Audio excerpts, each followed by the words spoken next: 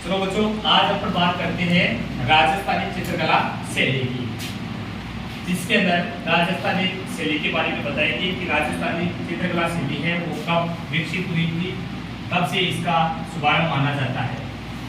तो सबसे पहले मैं एक छोटा सा क्वेश्चन आपके सामने लेके आ रहा हूँ। राजपूत चित्र शैली शब्द का प्रयोग सर्वप्रथम किस विद्वान ने किया था, यानी कि राजपूत चित्र शैली का प्रयोग कहा है आपको कि राजपूत चित्र शैली का सर्वप्रथम प्रयोग, क्योंकि राजस्थानी चित्र शैली के अंदर जितने भी अपनी रियासतें थी वो थी तो उस पे सब राजपूतों के शासन था, इसलिए सबसे पहले राजपूत चित्र शैली की बात करेंगे अपन। तो 1916 के अंदर आनंद कुमार स्वामी ने मुगल कला से अलग करके, यानी जो अपनी शैली थी राजस्थानी शैली थी उसको मुगल कला से अलग करके राजपूत शासकों के संरक्षण में पोषित किया, क्योंकि इन्होंने राजपूत शासकों द्वारा पोषित किया गया, इसलिए इसको राजपूत शैली के नाम से संबोधित किया गया।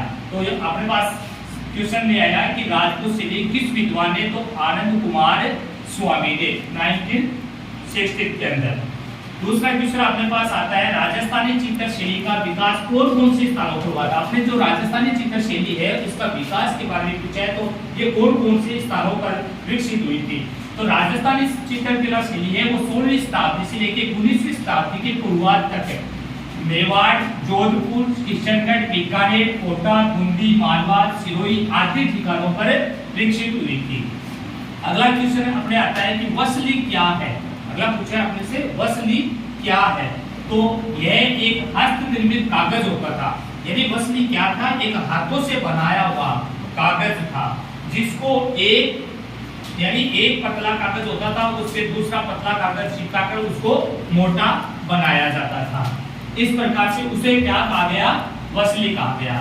फिर अगला क्वेश्चन आपके सामने आता है कि दतिया महल के भित्ति चित्रों पर किसका प्रभाव देखने को मिलता है। तो दतिया महल में बने जो भित्ति चित्र है उनपे बुंदेलखंड का प्रभाव दिखाई पड़ता है, जबकि मुगल काल का नहीं पड़ता। जबकि कई जगह ऐसा होता है कि मुगल काल भी दिखाई, मुगल काल का नहीं है, वहां पर बुंदेलखंड का प्रभाव दिखाई पड़ता है।